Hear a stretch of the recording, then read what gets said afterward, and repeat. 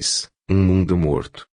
Se dois mundos mortos ao acaso dos caminhos celestes, vêm a chocar-se no espaço, quebrar-se-ão como dois ovos atirados um contra o outro, mas, quebrando-se, libertarão a matéria incandescente que encerram, esta, volatilizada, desagregada pela alta temperatura, gerada pelo choque, escapar-se-á em jatos laterais, girando em espiral.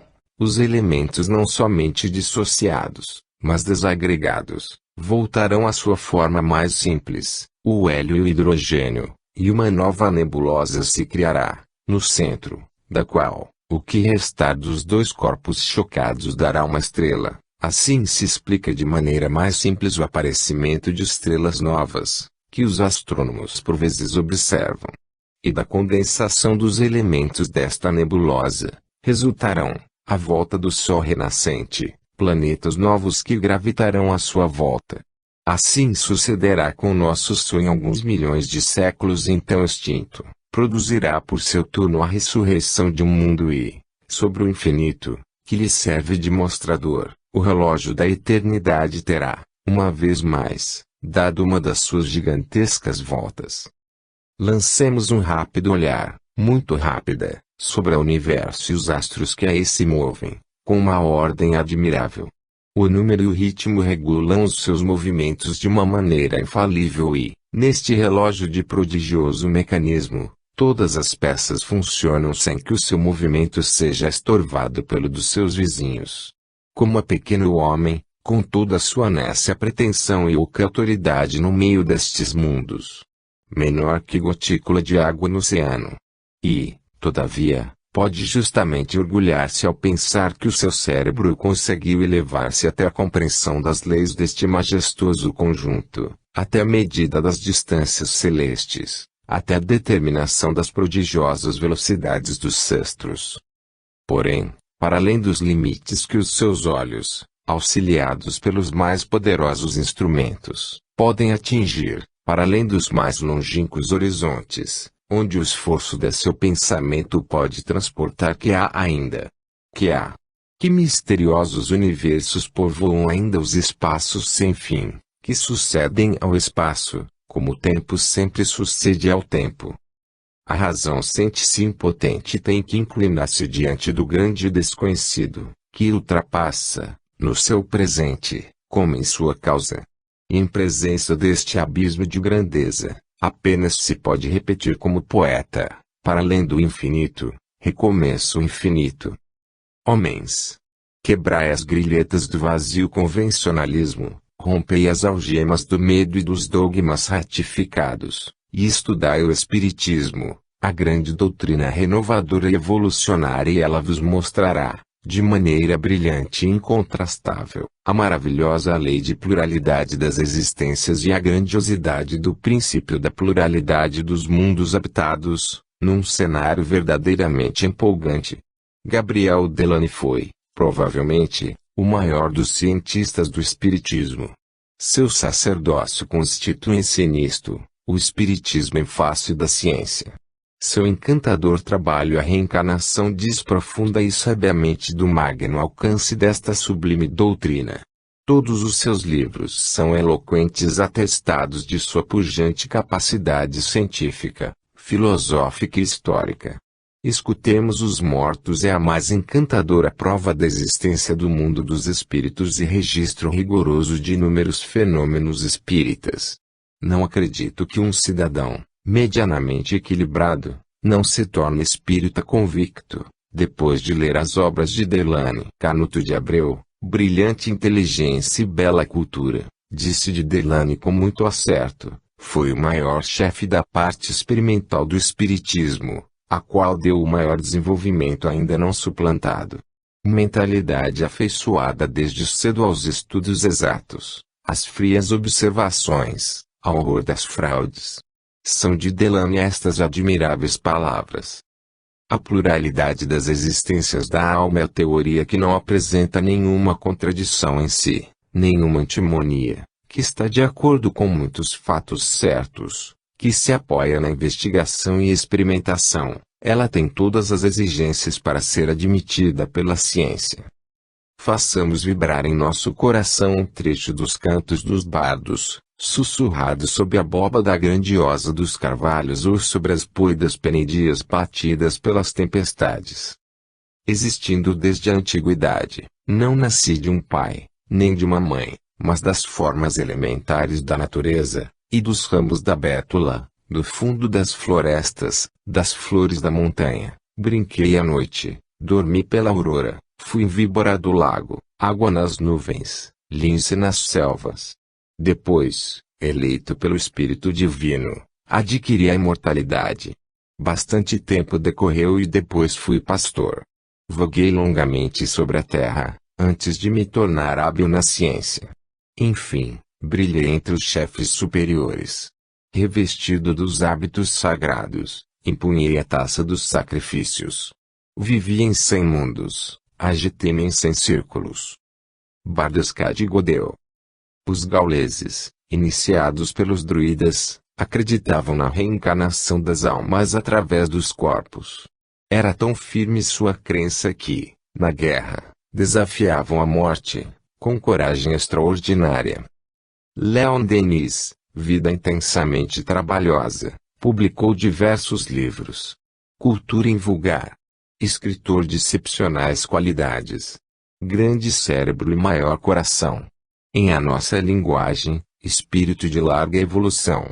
Seus trabalhos são incontestáveis, dada sua serenidade, lógica, impetuosa argumentação, conhecimentos notáveis em profundidade e extensão.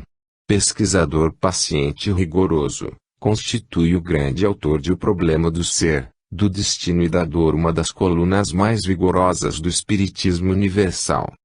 O príncipe Adam Wisniewski, Rua do Debarcadere, 7, em Paris, comunica-nos a relação que se segue, feita pelas próprias testemunhas, algumas das quais vivem ainda e que só consentiram em ser designadas por iniciais.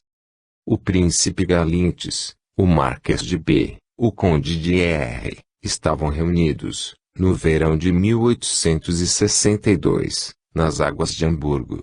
Uma noite, depois de terem jantado muito tarde, passeavam no parque do casino e aí avistaram uma pobre mulher deitada num banco. Depois de se chegarem a ela e interrogarem-na, convidaram-na a ver-se-á no hotel. O príncipe Galintes, que era magnetizador, depois que ela ceou, o que fez com grande apetite, teve a ideia de magnetizá-la. Conseguiu à custa de grande número de passes. Qual não foi a admiração das pessoas presentes, quando, profundamente adormecida, aquela que, em vigília, exprimia-se num arrevesado dialeto alemão, pôs-se a falar muito corretamente em francês, contando que se reencarnara na pobreza por castigo, em consequência de haver cometido um crime em sua vida precedente, em o século XVIII. Habitava, então, um castelo na Bretanha, à beira-mar. Por causa de um amante quis livrar-se do marido e despenhou o mar, do alto de um rochedo, indicou o lugar do crime com grande exatidão. Graças às suas indicações, o príncipe Galintes e o marquês de B puderam, mais tarde, dirigir-se à Bretanha, às costas do norte, separadamente, e entregar-se a 2 inquéritos cujos resultados foram idênticos. Havendo interrogado o grande número de pessoas, não puderam, a princípio, colher informação alguma. Afinal, encontraram uns camponeses já velhos, que se lembravam de ter ouvido os pais contarem a história de uma jovem e bela Castela, que assassinara o marido, mandando-o atirar ao mar. Tudo que a do Hamburgo havia dito no estado de sonambulismo, foi reconhecido exato. O príncipe Galintes, regressando de França e passando Hamburgo, interrogou o comissário de polícia a respeito à mulher. Este funcionário declarou-lhe que ela era inteiramente falta de instrução, falava um vulgar dialeto da Alemanha e vivia apenas de mesquinhos recursos como mulher de soldados. O problema do ser, do destino e da dor. Leon Denis. Pierre Cornelier, autor de La Survivance Humaine. A reencarnação visa a todos os homens. A vida é a época das sementeiras, semeais agora tudo o que quereis ter o prazer de colher mais tarde, porque a justiça existe e tudo o que fazeis tem valor para o futuro. Charles Lancelin, autor de diversos livros, L'Occultisme e la Science. As crianças prodígios trazem em si o germe de uma faculdade, que foi excessivamente desenvolvida numa vida anterior, o qual, na vida atual, se afirma rapidamente. César de Vesme produziu, entre outros, o notável trabalho Histoire do espiritualismo experimental. São suas estas afirmativas, não somente esta teoria nada tem de científica, como é conciliável com a grande doutrina do monismo, a ponto de se confundir com ela.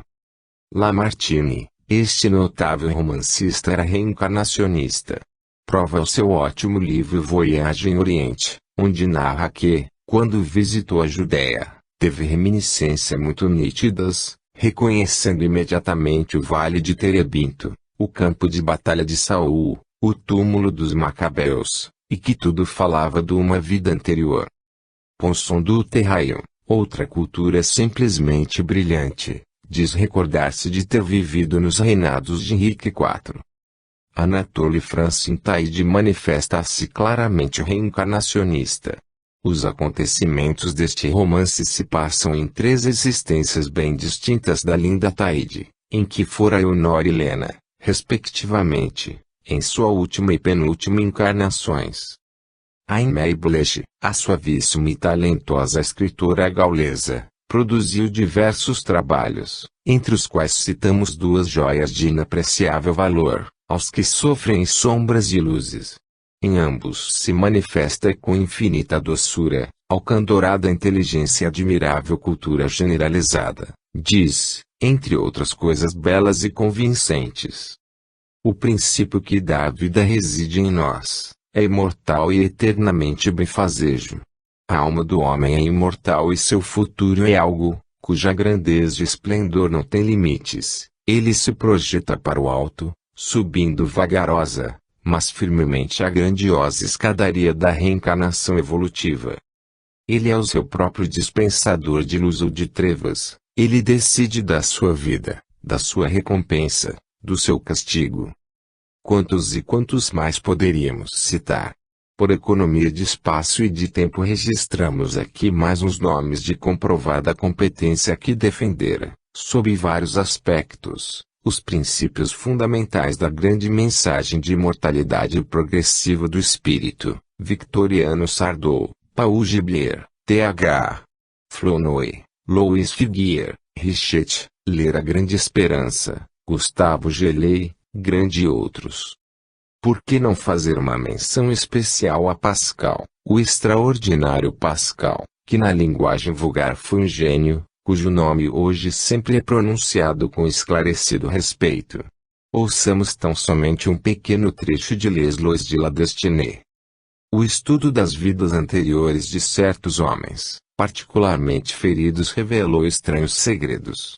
Aqui, uma traição que causa uma carnificina, é punida, passados séculos, com uma vida dolorosa desde a infância e com uma enfermidade, que traz a marca de sua origem, a mudez. Os lábios que traíram, já não podem falar. Ali, um inquisidor torna a encarnação com um corpo de doente desde a meninice para um meio familiar eminentemente hostil, com intuições nítidas de crueldades passadas. Os sofrimentos físicos e morais mais agudos o acossam sem afrouxar. Ora, seria muito importante que os homens de bom senso meditassem um pouco no sentido fundamente expressivo destas linhas do genial pensador. O homem, de um modo geral, ainda sofre muito porque, negando ou desconhecendo as verdades da imortalidade, continua aprisionado em escolas convencionais e rotineiras, que pecam pelo seu caráter rigidamente obsoleto e incompatível com a ordem espiritual evolutiva. Há por aí um agarramento excessivo às escolas clássicas ou ao princípio de autoridade fundamentado em teorias puramente intelectuais, dogmáticas e teológicas. A evolução espiritual é a grande vaga rumorosa que está solapando e destruindo as muralhas chinesas desse classicismo fechado e desse religiosismo solene, como múmias faraônicas, encerradas em sarcófagos de chumbo. A ideia reencarnacionista, para ser bem assimilada e ter valor libertário e construtivo, exige desenvolvimento da inteligência e do discernimento. Não podemos reproduzir o misticismo do faquir, que se insula, na torre de marfim do seu individualismo e, fugindo, à luta que se trava nas planícies, desinteressa-se do destino de seu povo ou da humanidade.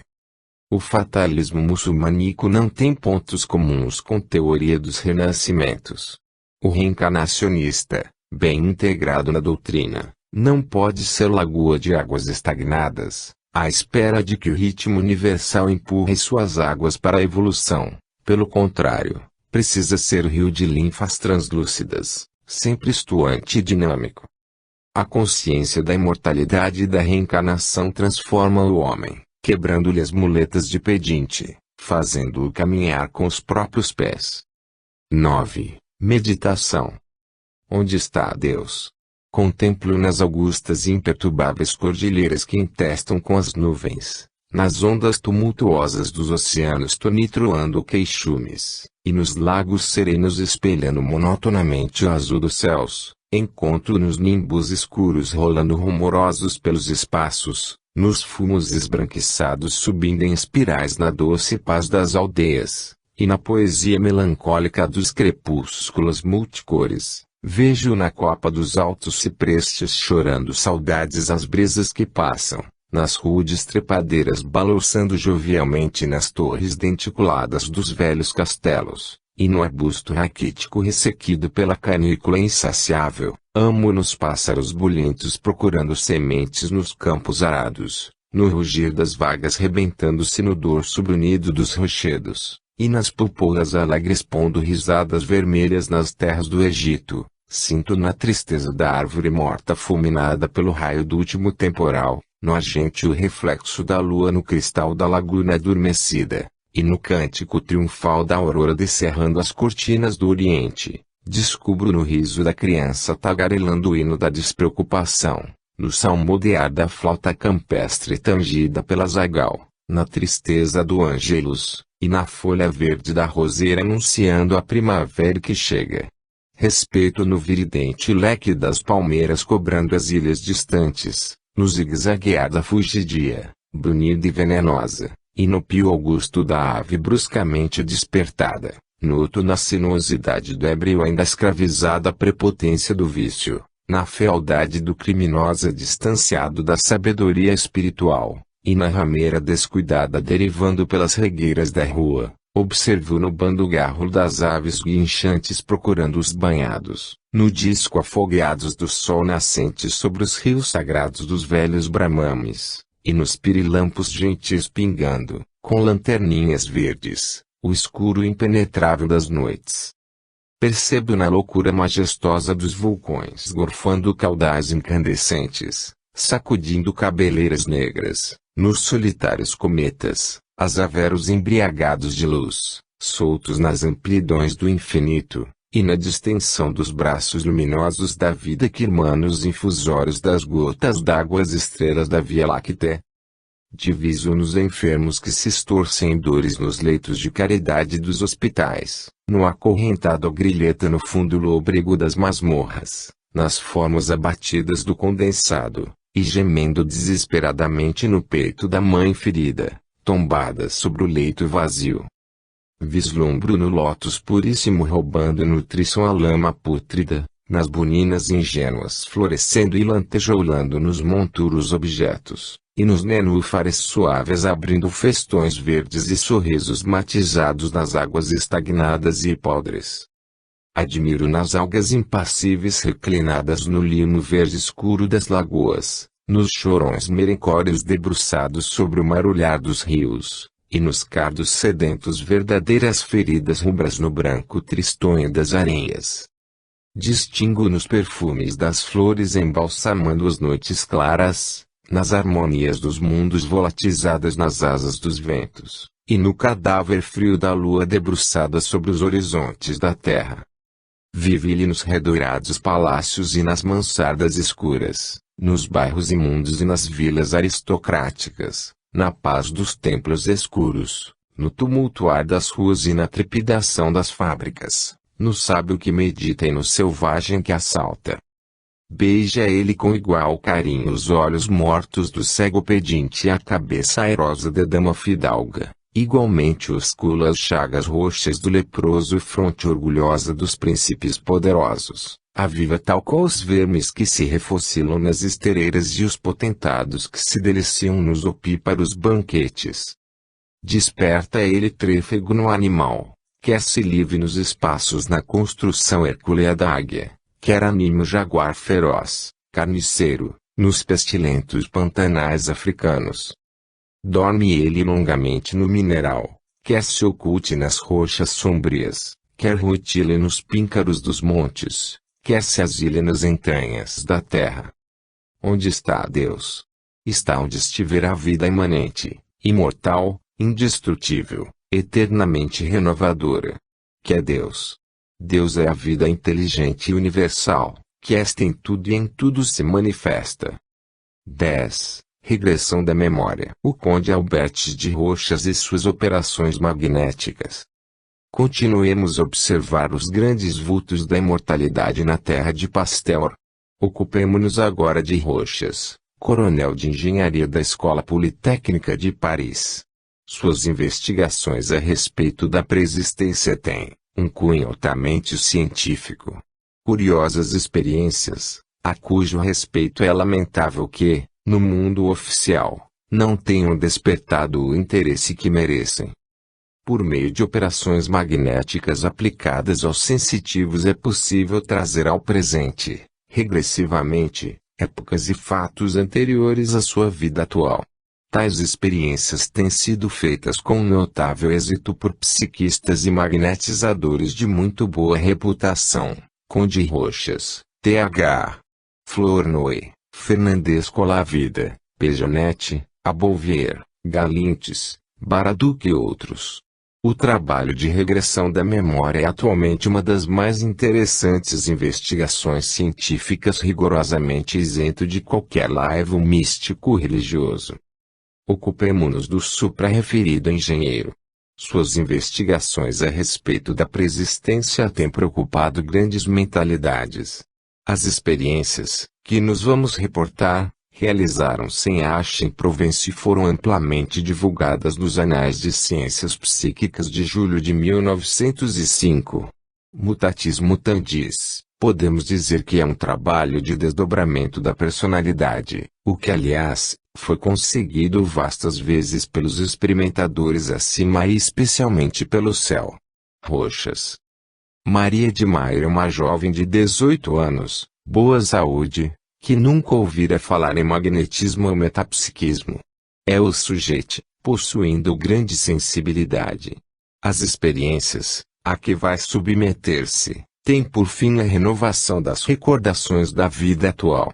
Imersa em hipnose, pela vontade poderosa do hipnotizador, que transmite à paciente passes transversais, Maria de Maio retrocede gradativamente sua tenra infância, manifestando com admirável naturalidade as variações características dessa época, até atingir muito tenra idade. Prosseguem as sessões experimentais e o Dr. Rochas consegue que a hipnotizada, afastando-se retroativamente, se vá recordando e exteriorizando todas as fases por que passou. Ao remontar o curso dos anos, chega muito longe, relatando suas 3 existências anteriores, bem como os intervalos que as separam, entre um nascer e um morrer. E assim a jovem descreve sucessivamente as encarnações em que fora, retrogradativa e respectivamente, Lina, Carlos Maville e a Magdalena de São Marco. Descrevamos, resumidamente, os resultados dessas investigações, iniciando da terceira existência anterior para o presente, a fim de que a descrição se torne mais compreensível, embora pratiquemos em sentido contrário ao método empregado pelo magnetizador. Madalena de São Marco, sessão de 31 de 12 de 1904, diz ter este nome. Conhece e descreve Mademoiselle de Levallière e Madama de Montespan. Estabelecem-se diversos interessantíssimos diálogos. Sob influência magnética, a paciente narra vários pormenores da corte de Luís XIV, e da sua própria vida. Confessa-se egoísta e ciumenta. Tem ciúmes particularmente das mulheres bonitas. Deixa a corte aos 45 anos e é atacada de tuberculose. Aproxima-se o momento da morte, tosse convulsamente, sacudindo-se toda. Depois tudo escuro, e as coisas se vão clareando muito devagar. O magnetizador ativa os passes e a moça passa a ser Carlos Malville, sessão de 30 de 12 de 1904. É um rapaz empregado no comércio. O médium toma as atitudes características de moço muito desembaraçado, luta-se em Paris, muitos combates nas ruas, ele mesmo matou muita gente, tem prazer de ser mau. A guilhotina trabalha incessantemente. Narra outras particularidades. Tem agora 50 anos e está doente. A tísico persegue, como loba esfaimada. Descreve a moléstia que o vai destruindo e exterioriza os sintomas acusativos da tuberculose, opressão, falta de ar, acessos dolorosos de tosse. Sente que morreu, porque segue o próprio enterro, em que o ouve dizerem a miúde, foi um estroina. Passou de um pobre diabo. É muito infeliz muito em a nova existência hiperfísica. O doutor Roxas apressa os passos e a paciente entra na última encarnação, manifestando-se com o nome de Lince, sessão de 29 de 12 de 1904. Vem a descrição minuciosa desta existência, cujos tópicos registramos, vê se diz menina. O médium torna-se graciosamente pueril. Passa a ser donzela e conta casar-se aos 18 anos. Vem a ser mãe neste momento o céu. Roxas e outros investigadores assistem à cena de parto de um realismo surpreendente, com todas as características deste acontecimento. O magnetizador manda que atravesse essa fase com rapidez. Tem agora 22 anos. Perdeu o marido e morreu o filhinho. Desesperada, com tantas agruras, suicida, afogando-se. O médium revive os momentos finais, precipitam-se os movimentos respiratórios, o peito levanta-se com irregularidade, deglute aflitivamente, como se na realidade estivesse engolindo água. É tal sua angústia que Roxas apressa os passes, ordenando-lhe envelheça mais algumas horas. Lina declara que se debateu por muito tempo numa total escuridão. Passam-se outras cenas. Depois chega a ser, o que é no presente Maria de Maio e, progressivamente, atinge os 18 anos. O céu. Roxas então a desperta completamente. Grande seria o número de fatos, ligados a esta natureza de investigações, que poderíamos evocar em defesa dos princípios reencarnacionistas. Não convém averbá-los, a fim de que este despretensioso trabalho não se torne muito extenso. Convidamos, todavia, nossos distintos leitores a apreciar os estudos feitos pelo Conde de Rezé em sua muito interessante História das Ciências Ocultas e pelo Dr. Gaston D'Urville em seu Psychic Magazine, de janeiro de 1914, em que narra caso muito curioso de renovação das lembranças, em estado de vigília. A verdade é que a psicanálise e a psiquiatria modernas muito têm que estudar e aprender neste vasto campo, onde se enraizam tantas e tantas moléstias nervosas e perturbações psíquicas. Hipnotismo de Roxas e metapsiquismo de Richetti, Mesmer e Cagliostro, subconsciências e evolucionismo, matéria astral e ectoplasma, são setores enquadrados no espiritismo contemporâneo. O preconceito limitativo e prejudicial da inexistência do mundo astral ou do quarto estado da matéria está sendo demolido, a golpes da evolução, derrubando-se aos investigadores sinceros um novo mundo de surpreendentes e concretas realidades. E as respeitáveis contribuições de Richetti, Roxas, Mesmer, Crookes, Blavatsky, Lancelin Delany, Baraduc Leadbeater e outros notáveis ocultistas estão igualmente enquadradas no espiritismo, porque este é também ciência evolutiva, ciência libertária, sem dogmas e sem os preconceitos acorrentados ao classicismo lantejoulados e vazios. A reencarnação é a única lei que confere ao homem a responsabilidade do seu destino. Dá-lhe o achote que lhe ilumina o caminho, pelo qual deve trilhar, competindo-lhe escolher os melhores passos, melhor progredir. Somos como os prisioneiros que forjam as grades da própria prisão, ou como os artistas que talham, burilam, a própria estátua. É isto em virtude do livre-arbítrio. Não fora o livre-arbítrio, também não seríamos responsáveis pelo nosso destino. E o livre-arbítrio que vai determinando nossas situações presentes e futuras. A compreensão e assimilação desta verdade instrui, corrige, enobrece ao homem. É a escola modelo realmente educacional do indivíduo. Perguntamos aos antirreencarnacionistas, como explicar as diferenças profundas entre os homens. Em se não admitindo a reencarnação, que culpa têm os santos se os santificaram à sua revelia? Em idênticas condições, qual é a fala do corrompido, do degenerado, se um Deus parcialíssimo os criou assim? A quem incriminar, se estes indivíduos são leprosos, arredados do convívio social, apodrecendo em vida, sofrendo mais moral que fisicamente. Acaso não terão estes razões de sobra para se rebelarem contra tudo e contra todos? Qual é o mérito destas crianças que, mal aflorando a vida, recebem os mais delicados carinhos dos pais, num lar onde nada falta, nem os mais variados confortos materiais e espirituais? É qual o demérito destas outras, surgindo no mundo na rótula de um asilo, nas sarjetas das ruas, com o ferrete do abandono, da dor, do vício de origem, estampado no rosto? Que dizer deste contraste tão comum, duas moças, uma, paupérrima, feia, labutando de alva véspera, consumindo os restos de saúde nos acessos dolorosos das hemoptises e terminando seus dias no hospital de caridade; outra, o verdadeiro poema de graça, de beleza, de inteligência, com todo o conforto da família e da sociedade.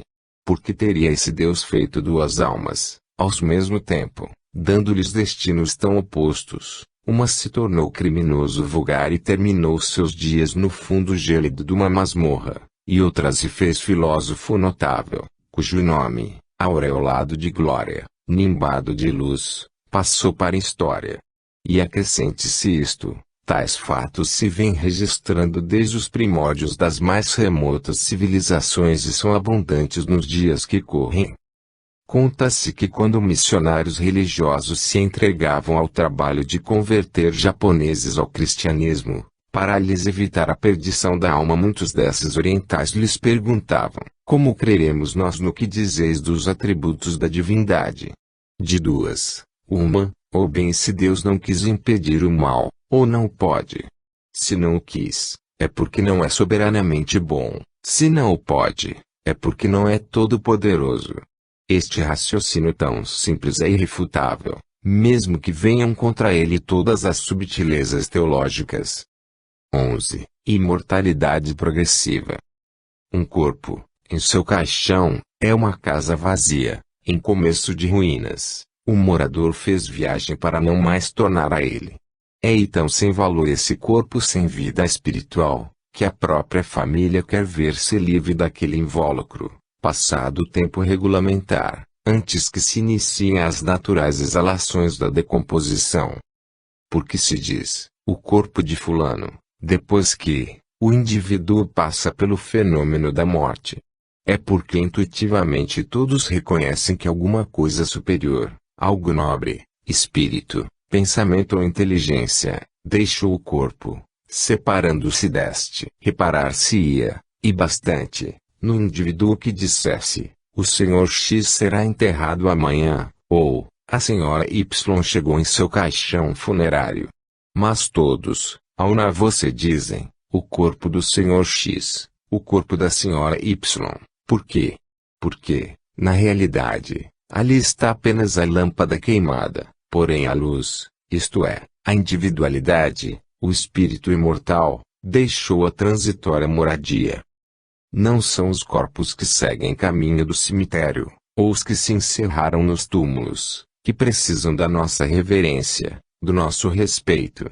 Necessitam efetivamente da nossa atenção os corpos habitados, os vivos, segundo a expressão cotidiana. Na realização sincera do sentimento de solidariedade humana, na difusão do respeito mútuo, na prática da cooperação individual e coletiva, na disseminação da instrução e da higiene, na tolerância discernida e inteligente, na ausência permanente do ódio, de irascibilidade, de maledicência, na afirmação da nossa libertação espiritual, é que nos afirmamos como seres verdadeiramente equilibrados e subidos na escadaria da evolução nominal.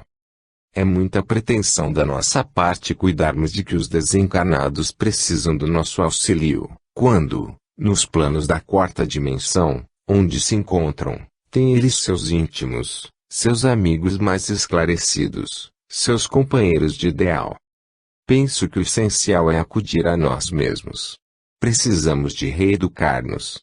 Se nosso coração odeia, não pode ofertar amor. Se somos coléricos, vingativos, hipócritas e medrosos, não podemos absolutamente irradiar e ensinar serenidade, lealdade, renúncia e coragem. Se somos intolerantes, fanáticos pessimistas, seria ridículo falarmos em liberdade de consciência, em livre análise, em otimismo. Não será jamais superioridade querermos impor nossas ideias, sem termos a coragem moral necessária para ouvirmos, respeitando, as ideias daqueles que não rezam pela nossa cartilha. Jamais endireitaremos o mundo sem primeiramente nos educarmos superiormente. Em todos os países, regimes, climas e latitudes, os homens são, mais ou menos, os mesmos, lutam, trucidam-se, riem, choram, sofrem, calculam sempre que sua felicidade está noutra ambiência, noutro mundo, noutra situação exterior. E do desconhecimento de nós próprios, da incompreensão da vida universal, da sobrecarga de medos criados pelas religiões, da nossa irritabilidade constante, de tudo isso irrompe continuamente de nós mesmos o mau humor, a falta de paz interna e externa, a deficiência de saúde e alegria, e o ambiente vencido que nos circunda. Não queiramos ser donos exclusivos da verdade. Não tenhamos a tola pretensão de que podemos encanar toda a grandeza e o fulgor de uma doutrina, máxima espírita. Não pretendamos alvarmente amarrar ou petrificar ideias, ideais e convicções, visto que o espírito humano tem por tendência natural a libertação completa de todos os pavores e imposições, quebrando, em sua evolução, todas as grades, cadeias e dogmas. Enquanto os homens se mutilam ferozmente no campo das guerras, ou enquanto as leis ainda permitem a exploração vergonhosa no campo da economia, mantendo coortes de escravos, de párias, de explorados mentais e físicos, a natureza segue seu caminho, sábia e superiormente. E o sol ilumina gregos e troianos, montões de cadáveres ou jardins floridos, e as chuvas são para cristãos e brahmanes, para árticos e antárticos, e as estrelas luzem para os selvagens e sábios para os materialistas e deístas, e as áureas sopram indiferentes por sobre as cabeças dos reis ou por sobre as chagas dos mendigos, as linfas correm murmurosas tanto para as fauces sedentas das feras como para as gargantas de cristal das aves canuras, e as florestas abrigam, com total despreocupação, insetos zumbidores, serpes benéficas, selvagens, antropófagos, harmonias silvestres ou dramas ruidosos. E acima de tudo, a força portentosa da evolução empurrando sempre e sempre o carro da vida universal, para as alturas luminosas da sabedoria, do conhecimento, da alegria, da felicidade, desse viajor do infinito, que o espírito imortal. 12. A reencarnação no cristianismo. Rabi da Galileia nem tudo podia ensinar ao povo de seu tempo. Este não estava à altura necessária para compreender todos os ensinamentos. O pequeno desenvolvimento cultural e espiritual da época não comportava ensinamentos profundos, transcendentais. Tal se dá numa escola. Um professor sensato não poderá ministrar aos alunos do primeiro ano as mesmas lições que dispensa aos do quinto.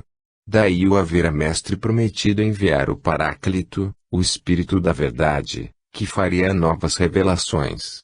Jesus promete outro Paráclito, João 14, XXV, e aí está o Espiritismo, com suas encantadoras mensagens, reencarnação, imortalidade progressiva do espírito, inexistência da morte, evolução como lei universal, comunicação entre os dois mundos, curas mediúnicas.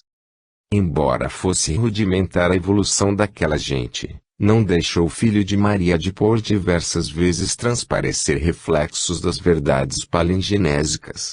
Observamos dois fatos apenas. Entre os fariseus havia um importante judeu, Nicodemos, que foi à procura do mestre. Este, respondendo a uma pergunta sua, disse-lhe: em verdade te digo que se alguém não nascer de novo, não pode ver o reino de Deus.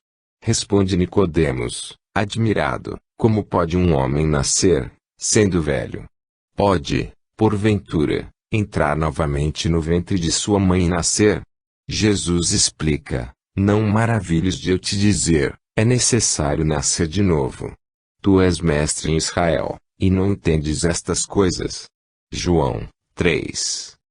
Na Palestina, nas faldas do Monte Hermon, ao norte do Mar da Galileia, ainda existem espalhadas as ruínas de uma antiga cidade, que se denominara Cesareia Filipi.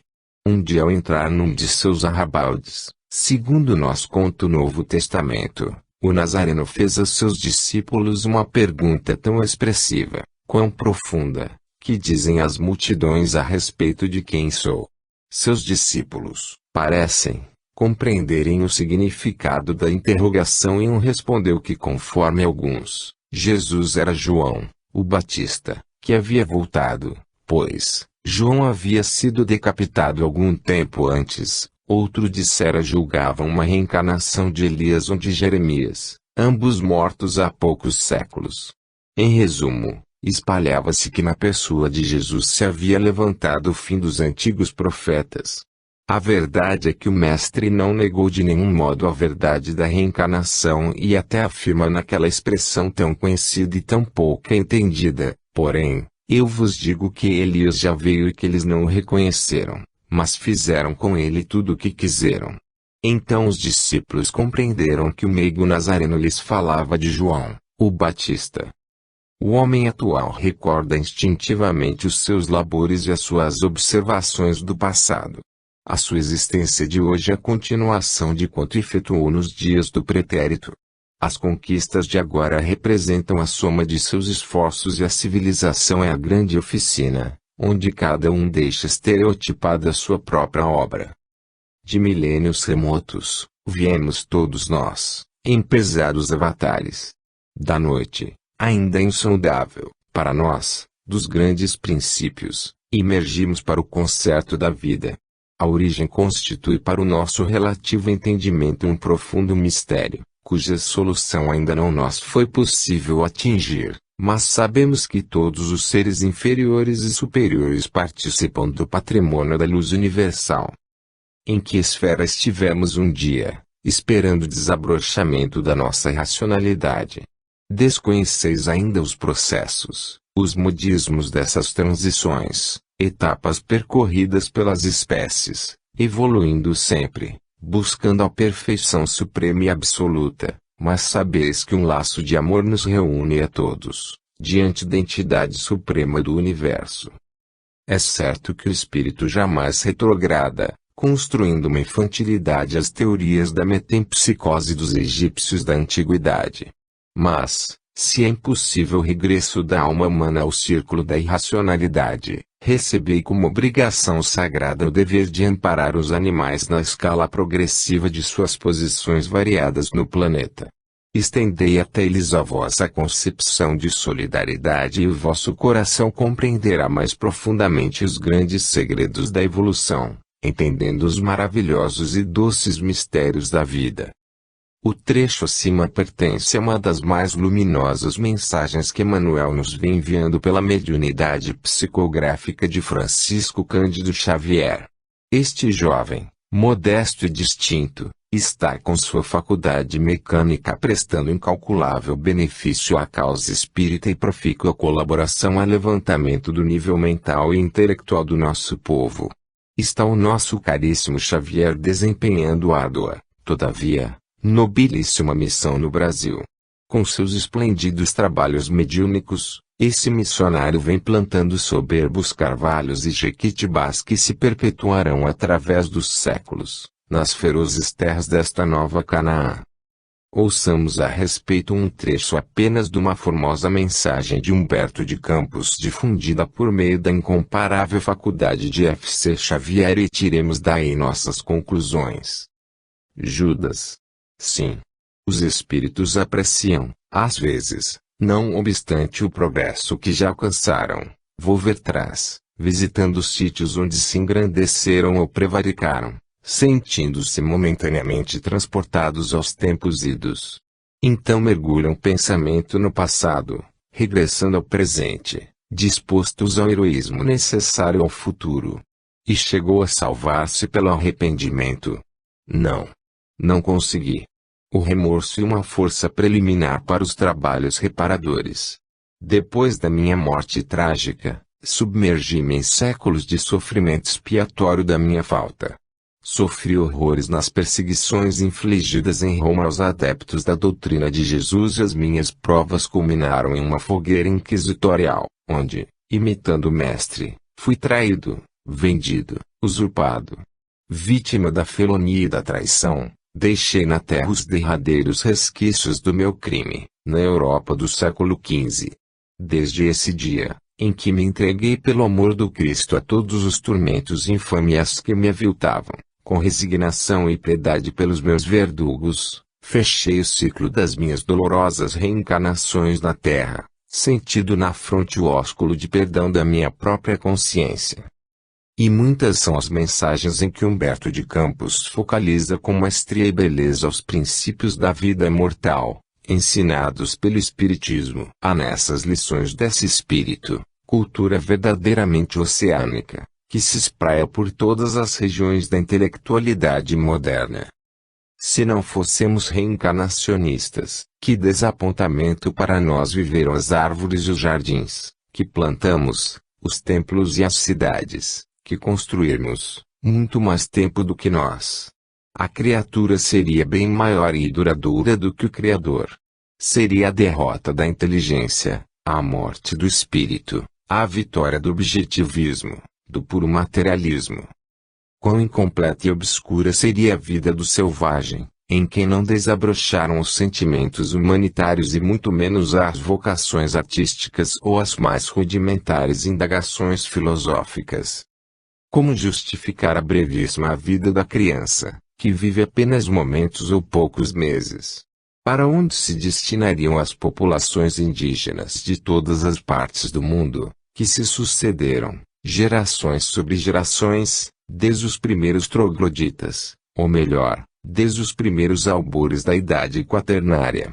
Que destino teriam, ainda em nossos tempos, os silvícolas que nunca ouviram música melhor que as produzidas por maracás, irúbias e torés, ou pelos estertores das vítimas, silvícolas cuja educação apenas se orientou pelos gritos de guerra, pelo silvar das flechas ou pelo uivar sinistro das hordas exterminadoras?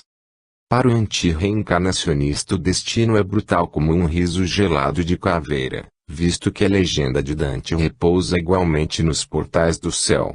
Lasciate ogni speranza, voce entrate. Tivéssemos uma só existência, e a comédia das vidas sucessivas cederia à tragédia da morte, e choraríamos debruçados ao muro das lamentações, como os judeus de Jerusalém ou como o velho Bossuet em seus sermões. Sempre viventes e sempre moribundos, imortais pelas suas penas, muito fortes, para morrer, muito fracos para suportar, eles, os homens, gemerão eternamente sobre leitos de chamas, atormentados por furiosas e irremediáveis dores. Uma única existência fez da Terra um vale tristonho, um cemitério de esperanças, uma esfinge permanente. O túmulo permanece frio e escuro, sob a lousa ao pessimismo, em que os lapidários das religiões dogmáticas inscreveram os requiescat in pacius de profundis. A cova é, para os partidários da unicidade da existência, o ponto final pingado com a tinta da lágrima, no amarelo papel, da desesperança. A reencarnação significa que o homem é um espiritual, revestido de corpo plasmado em matéria, e a inteligência espiritual e imortal, sendo a carne seu estojo adorno, o vaso indispensável para a evolução progressiva. Cada um é centelha que envolve através da multiplicidade das existências. Mutatis mutandis poderíamos dizer, a função do coração dentro do corpo é, em miniatura, semelhante ao ritmo do espírito dentro da imortalidade. O coração realiza as sístoles e diástoles, através aurículas e ventrículos, para o equilíbrio e conservação da vida fisiológica, e o espírito, através dos berços e dos túmulos, projeta suas encarnações e desencarnações, na realização de sua evolução imortal. 13. Crianças prodígios, gênios e hereditariedade. Psicólogos e psicanalistas, por mais que investiguem e tentem explicar a existência das crianças prodígios e dos gênios, apresentam apenas hipóteses, falando em causas despercebidas, influências obscuras, recalcamentos e complexos confusos. Os teólogos, laborando na incapacidade de uma explicação racional e muito menos experimental, atribuem tudo às misteriosas vontades de um Deus todo feito às conveniências dos nababos, dos príncipes, dos purpurados. Crianças prodígios e gênios são, para nós reencarnacionistas, espíritos que passaram por muitas vidas e acumularam os resultados de suas vividas existências, até chegarem ao esplendor que comumente se denomina de genialidade. Conquistaram tais espíritos esse título, que não é dádiva, nem presente que lhes concederam graciosamente em detrimento de terceiros, pelo mérito a que fizeram jus com seus sacrifícios, tenacidade, num desdobramento de esforços próprios. O nimbo de santidade, a auréola de sabedoria, a glória na arte, o renome na ciência, são os salários exatos que as almas ganham após existências de muita luta e duros trabalhos. Constituem a retribuição justa, absoluta. Nada de protecionismo, nada de pedidos políticos. O gênio não se transmite de pai para filho. Se transmitisse, teríamos inúmeros continuadores das glórias imortais, que pontilham de luz a história da civilização. Os próprios gênios, se tivessem certeza de que suas exuberantes possibilidades se perpetuariam em seus descendentes, não deixariam, muito naturalmente, de legar à humanidade continuadores de suas esplêndidas reservas mentais artísticas, espirituais, filosóficas, científicas. A simples análise nos mostra que os gênios tiveram, ascendentes e descendentes de inteligência medíocre: Sócrates, Platão, Bacon, Copérnico, Galvani, Kepler, Kant, Locke, Malebranche, Spinoza, Laplace, Rui, Mozart, Dante, em suma, celebridades de todos os tempos e de todas as regiões nos contam, à saciedade, que tiveram modesta se não obscura origem. E não produziram Sócrates II, uma Copérnico II, um Cristo II, um Trimegisto II. Contrariando ainda a hereditariedade, intelectual ou espiritual, observamos apreciáveis florescências, do pensamento, culminâncias de ponderação, bom senso e sabedoria geraram parvos ou tarados, como Péricles a Paralas, Marco Aurélio a Cômodo, Germânico a Calígula e inúmeros outros. A palingenesia espiritual não foge à ciência, não evita debate, não se amarra a dogmas e repele o lamentável credo que é absurdum. No espiritismo, ou neoespiritualismo, em que ninguém poderá dizer a última palavra, porque é ele essencialmente evolutivo, está plenamente capacitado para explicar o estranho fenômeno das crianças prodígios. Citemos, a título de curiosidade, alguns casos desses vinhos velhos em barris novos.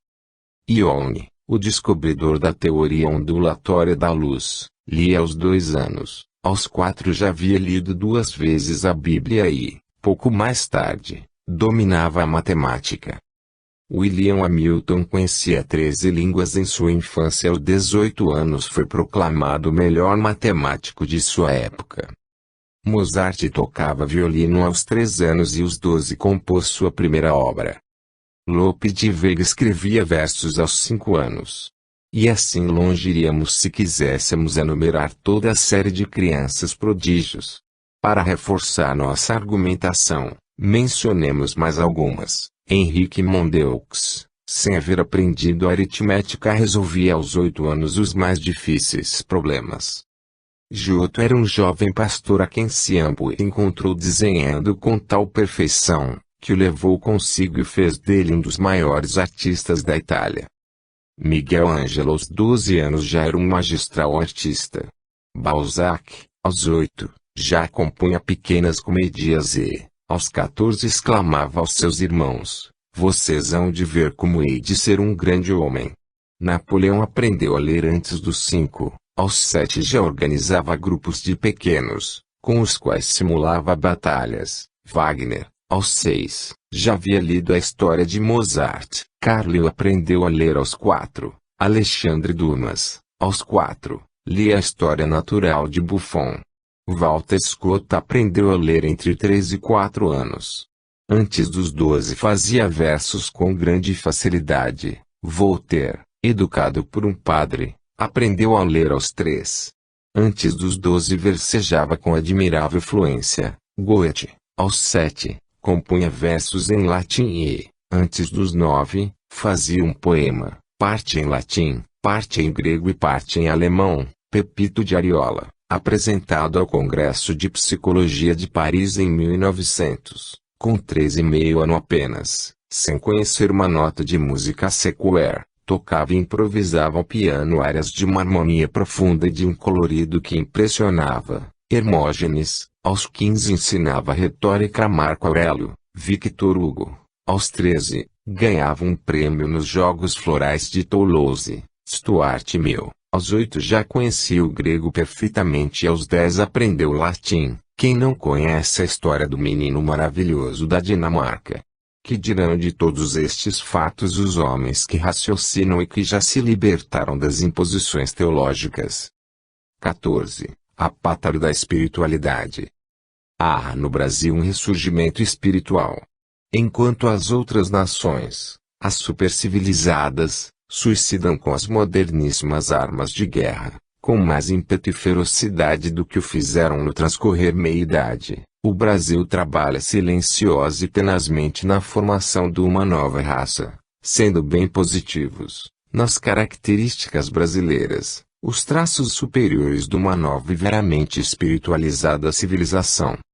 Nesta enorme oficina, onde forças imponderáveis e irremovíveis, lançam os grandes alicerces da nova Canaã, não há ódios de casta, nem as pavorosas lutas religiosas, que mancharam tão negramente o solo da velha e esboroante Europa. Não há também a tolice lantejoulada da hierarquia do sangue azul, nem dos puros sangue. Está felicissimamente liberto dessas cortes douradas e de reis, príncipes, duques, condes e princesas. Homens de todos os pontos do globo vêm à procura desta terra prometida e aqui encontram paz, trabalho e a certeza de melhores dias. O berço de Pedro II não tem crimes de origem, não está amarrado às garras do passado, num pretérito envenenado pelas rivalidades sangrentas que, verbigratia, eliminaram ainda destroem povos inteiros em toda a extensão do velho mundo e, parcialmente, na Ásia e na África. Multiplicam-se aqui as organizações espíritas, sedes dos novos ensinamentos. Avolumam-se as fileiras dos reencarnacionistas conscientes, de onde brotam as claridades do infinito. Grande parte do povo já aceita o princípio da indeclinável responsabilidade pessoal e da inexistência da morte. Nossas leis, se não são perfeitas, todavia, não se barbarizam em suas aplicações, pois, não condenam a morte, não a forca, o fuzilamento, o machado, a cadeira elétrica. Estes atos rebarbativos e de remarcável